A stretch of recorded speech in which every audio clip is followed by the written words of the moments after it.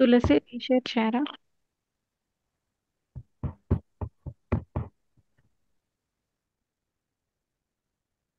Data stage అది compile అయ్యిందా? Compile అయింది. ఓకే. ఇప్పుడు ఎగ్జిక్యూట్ చేయండి.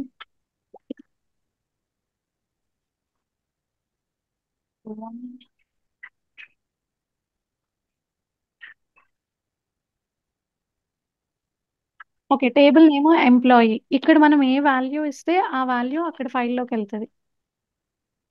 ఎలా ఇస్తే అలాగే వెళ్తుంది. మీరు ఈఎంపీ ఇచ్చారు, రన్ చేశాక సీక్వెన్షియల్ ఫైల్లో అవుట్పుట్ చెక్ చేస్తాం. లిటిరిక్స్ వ్యూ డేటా.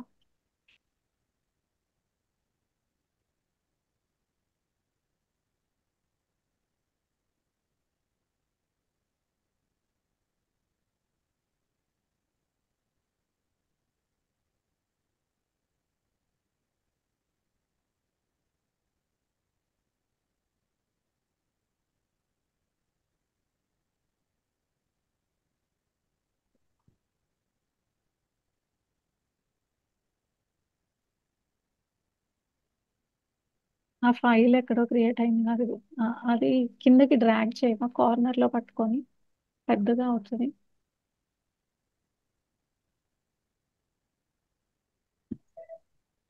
ఉమ్. పైన డేటా దగ్గర ఎండ్ పాయింట్ ఉంది కదా, డేటా దగ్గర లాస్ట్ అది పట్టుకొని డ్రాగ్ చేయండి. ఇప్పుడు ఫస్ట్ లైన్ కంట్రోల్ రిపోర్ట్ వచ్చింది, సెకండ్ లైన్ లెఫ్ట్ టేబుల్ వచ్చింది. సో ఇలాగా మళ్ళీ రో జనరేటర్, మళ్ళీ ట్రాన్స్ఫార్మర్. ఆ ట్రాన్స్ఫార్మర్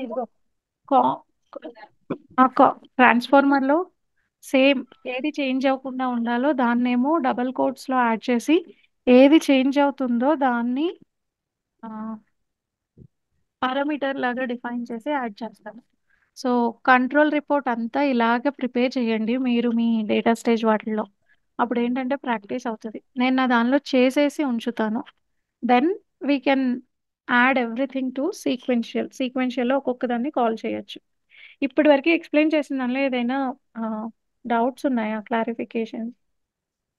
ఇప్పుడు లెఫ్ట్ టేబుల్ వచ్చింది కదా, మనం ఈఎంపి స్మాల్స్ లో ఇచ్చాం కాబట్టి ఇక్కడ స్మాల్స్ లో ఉంది. మనం క్యాపిటల్లో ఇస్తే క్యాపిటల్లో వస్తుంది. సో జాబ్ పారామీటర్ లో ఏం పాస్ అయితే ఆ వాల్యూ ఇక్కడికి వస్తుంది.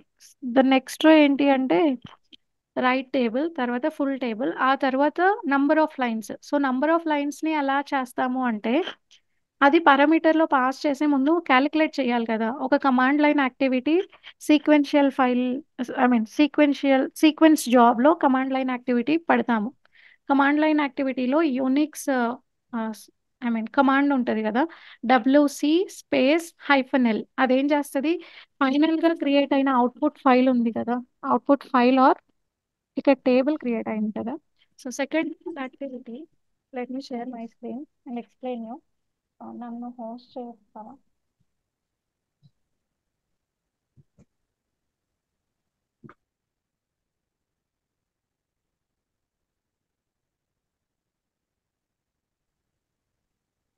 కింద పార్టిసిపెంట్ మీద సెలెక్ట్ చేస్తే నేమ్స్ వస్తాయి. అక్కడ 3 arrows ఉంటాయి, నేమ్ మీదకి హోవర్ చేస్తే. Okay, I have the option.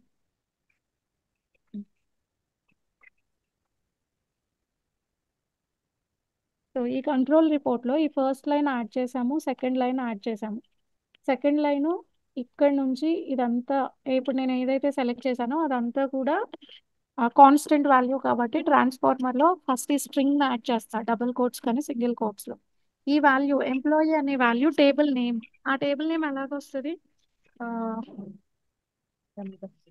పారామీటర్ని define చేసి ఇక్కడికి పాస్ చేస్తాము. రైట్ టేబుల్ కూడా అంతే.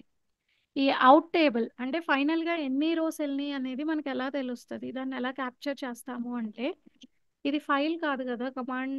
నేను ఇంతకు ముందు ఏం చెప్పాను, ఒక యునిక్స్ కమాండ్ రన్ చేసి లైన్ కౌంట్ చూడొచ్చు అన్నాను కదా. కానీ యునిక్స్ కమాండ్ రన్ చేస్తే రాదు, ఎందుకంటే థర్డ్ది టేబుల్ డేటాబేస్లో ఉంది. సో డేటాబేస్లో select count star from table name ఇవ్వాలి, అది కౌంట్ని ఇస్తుంది. ఆ కౌంట్ని మళ్ళీ పారామీటర్గా తీసుకొచ్చి ఇక్కడ పాస్ చేయాలి. సో అది ఎలా చేస్తారు అనేది నేను ఇప్పుడు చెప్తాను.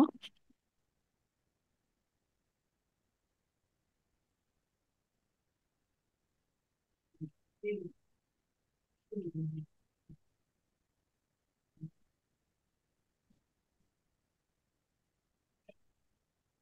మన ఇప్పుడు ఈ రో జనరేటర్ నుంచి ఫనల్ కి వెళ్ళిపోయింది కదా. సో ప్రతి రో జనరేటర్ లో మిడిల్ లో ఏముంటుంది?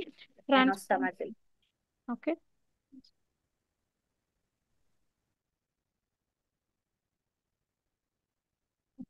ఇక్కడ మళ్ళీ ఎన్ని ట్రాన్స్ఫార్మర్స్ వస్తాయి? 1 2 3 4 5 6. ఈ మిడిల్లో 6 ట్రాన్స్ఫార్మర్స్ వస్తాయి. ప్రతి ట్రాన్స్ఫార్మర్ లో ఒక డెరివేషన్ యాడ్ చేస్తాము. ఆ డెరివేషన్ దేని బేస్ చేసుకుని యాడ్ చేస్తాము? ఈ రిపోర్ట్ని బేస్ చేసుకుని యాడ్ చేస్తాము. అలా యాడ్ చేసి మొత్తాన్ని కంట్రోల్ రిపోర్ట్లోకి సేవ్ చేసుకుంటే మనకి రిపోర్ట్ వస్తుంది. కానీ ఇందులో ఈ నేమ్స్ వరకు ఇదేమో హార్డ్ కోడెడ్, ఏమీ చేంజ్ అవ్వదు. లాస్ట్ లైన్ కూడా హార్డ్ కోడెడ్, ఏమీ చేంజ్ అవ్వదు. ఓకే. ఈ ఎంప్లాయీ అనేది పారామీటర్గా పాస్ చేస్తాము, డిపార్ట్మెంట్ పారామీటర్ చేస్తాము, ఇది పారామీటర్ చేస్తాము. ఈ రోస్లో నంబర్ ఆఫ్ రోస్ అనేది ఎలా వస్తుంది అని చూస్తున్నాను నేను. దానికి సీక్వెన్స్ జాబ్, ఒక కొత్త సీక్వెన్స్ జాబ్ క్రియేట్ చేస్తాను. File, new sequence job. So first activity table creation అయిపోయింది. సెకండ్ ఏం రన్ అవ్వాలి? జాయిన్ కదా. ఓకే, ఇది. సో అది డ్రాగ్ చేసి డ్రాప్ చేస్తాం. ఫస్ట్ ఇది రన్ అవుతుంది. ఇది డెమో జాయిన్. దీని నెక్స్ట్ కంట్రోల్ రిపోర్ట్ రావాలి. సో కంట్రోల్ రిపోర్ట్ ఇది పీజే కంట్రోల్ రిపోర్ట్. ఓకే, దీని నుంచి డైరెక్ట్గా దీనికి నేను పెట్టట్లేదు, ఎందుకంటే మనకి దీని దగ్గరికి వెళ్ళడానికి number of lines from a table కావాలి.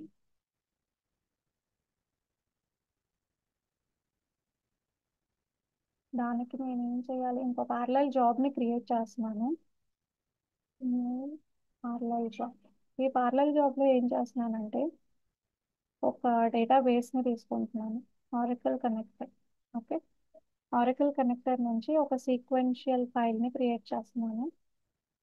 ఇక్కడ ఏం చేస్తానంటే సెలెక్ట్ కౌంట్ స్టార్ ఫ్రమ్ అని చెప్పి దాన్ని తీసుకుంటాను. ఎందుకంటే నాకు అవుట్పుట్ టేబుల్లో ఎన్ని రోస్ ఉన్నాయో కావాలి. ఒకవేళ ఫైల్లో రోస్ కావాలి అంటే దీని దగ్గరికి వెళ్ళి కమాండ్ ఇస్తాము. కానీ సీక్వెన్షియల్లో రోస్ కావాలంటే ఎలాగో అంటే సీక్వెన్షియల్ స్టేజ్లో, ఐ మీన్ డేటాబేస్లో, 1 సెకండ్, సిడి డెస్క్టాప్ అంటే డెస్క్టాప్ దగ్గరికి వెళ్దాం. ఇప్పుడు నాకు ఈ హై డాట్ టీఎక్స్టీలో నంబర్ ఆఫ్ రోస్ కావాలంటే WC-L హై.txt అని ఇస్తాను. ఇక్కడ నాకు 0 రోస్ ఉన్నాయి. WC-L new file.txt.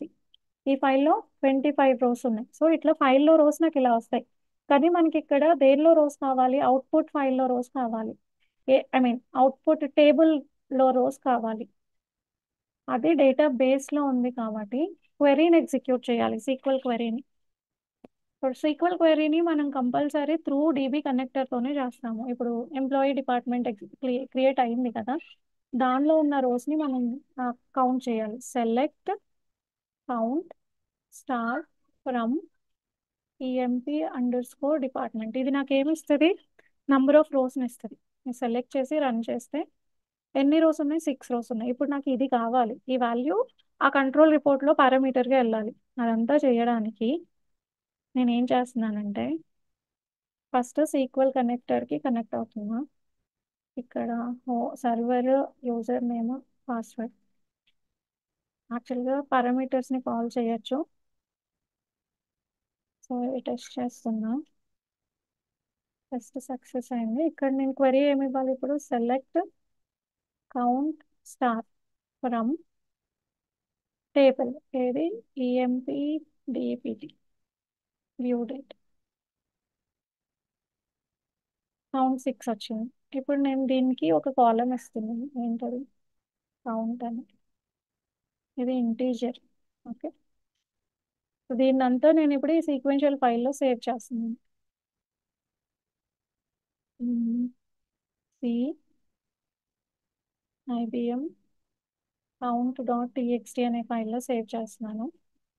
ఫార్మాట్లో నన్ పెడుతున్నా, సింగిల్ కాలం కాబట్టి డీలిమిటర్ ఏది ఉన్నా సరే ఓకే. ఎందుకంటే ఒకటే కాలం ఉంది కాబట్టి ఓకే చేస్తున్నా. ఇది సేవ్ చేసి రన్ చేస్తాను. ఇదేంటి రో కౌంట్ కదా.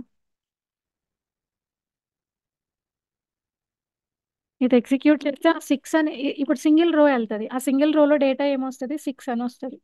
ఇప్పుడు నేను మళ్ళీ కమాండ్ యాక్టివిటీ పెట్టుకొని ఈ ఫైల్లో ఉన్న డేటాని రీడ్ చేయాలి. ఓకే, అప్పుడు నాకు ఆ వాల్యూ కనిపిస్తుంది. ఆ వాల్యూని పారామీటర్గా పాస్ చేయొచ్చు. ఇక్కడ అదిగోండి 6 ఇప్పుడు నాకు ఫైల్లో సేవ్ అయింది కదా. సో ఫస్ట్ రెండు టేబుల్స్ని జాయిన్ చేసి ఒక కొత్త టేబుల్లో యాడ్ చేస్తాను డేటాని. ఆ తర్వాత ఏం రన్ అవ్వాలి, ఆ క్రియేట్ అయిన టేబుల్లో కౌంట్ ఎంతో కావాలి. సో రో కౌంట్ అనే జాబ్ ఎగ్జిక్యూట్ అవ్వాలి. దీని తర్వాత ఇది ఎగ్జిక్యూట్ అవ్వాలి. తర్వాతే నేను కంట్రోల్ రిపోర్ట్ చేయగలను. ఇదేంటది రో కౌంట్. రో కౌంట్ లేనిదే కంట్రోల్ రిపోర్ట్లోకి అన్ని పారామీటర్స్ రావు. కంట్రోల్ రిపోర్ట్ దీనికి ఇప్పుడు ఇందులో క్రియేట్ అయిన ఫైల్లో ఉన్న డేటా కావాలి. అది ఎలా వస్తుంది, command activity. So data Unix command execute చేయాలి. ఏం కమాండ్, క్యాట్ కమాండ్. క్యాట్ ఏం చేస్తుంది, ఫైల్లో ఉన్న డేటాని చూపిస్తుంది. సో లింక్ కమాండ్,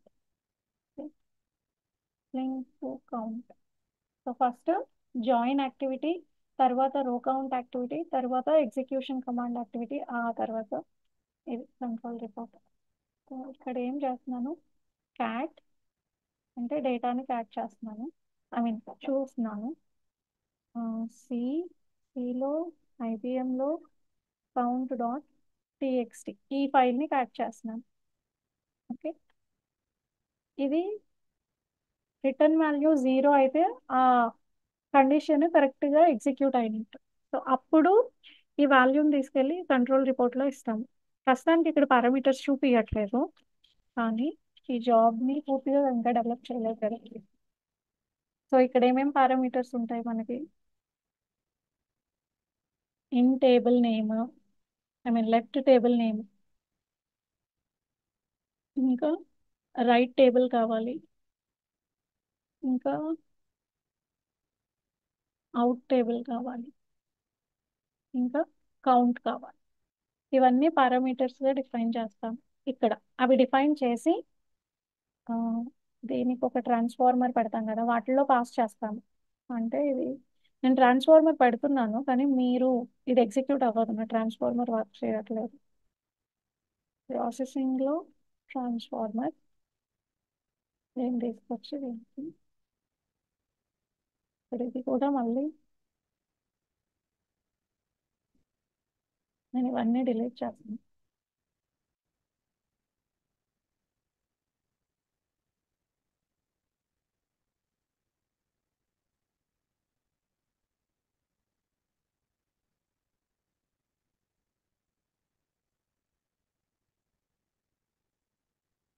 మళ్ళీ యాడ్ చేస్తాను,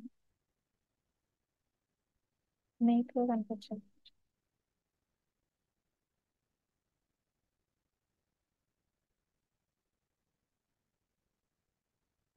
సో ఈ రెండు ఇట్లా సెలెక్ట్ చేస్తే అది మొత్తం సెలెక్ట్ అవుతుంది లింక్తో సహా. ఇలాంటివి నాకు ఎన్ని లింక్స్ కావాలి, ఈ పైకి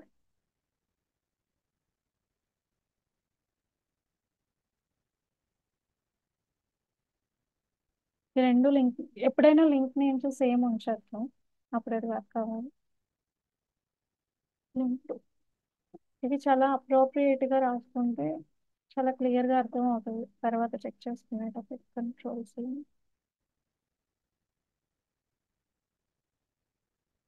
లింక్,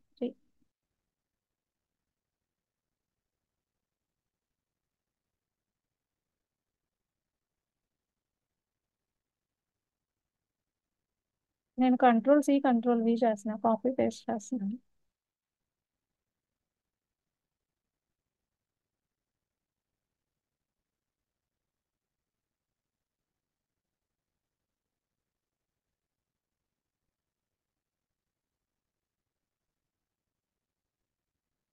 ఇది లింక్ 4.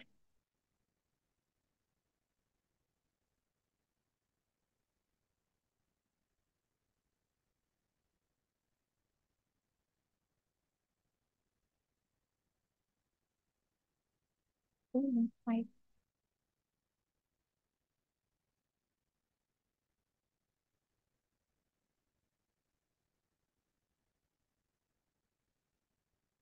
1 2 3 4 5 6. సిక్స్త్ కూడా యాడ్ చేయండి.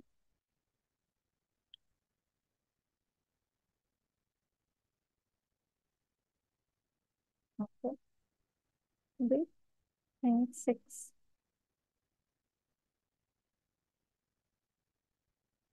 ఇప్పుడు మొత్తం డ్రాఫ్ట్ చేస్తాం.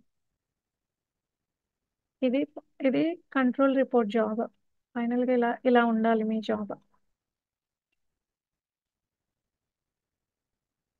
ఓకే,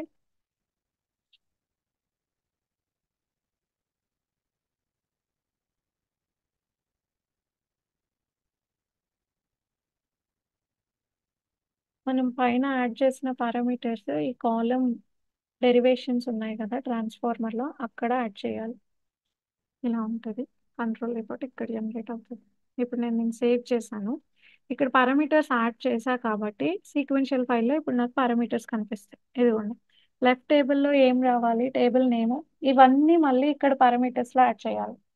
యాడ్ చేస్తే మనకి ఆ, ఇక్కడ వాల్యూ ఎక్స్ప్రెషన్లో మార్క్ చేసుకోవడానికి ఉంటుంది. సో ఇక్కడ పారామీటర్స్లో కూడా మళ్ళీ లెఫ్ట్ టేబుల్,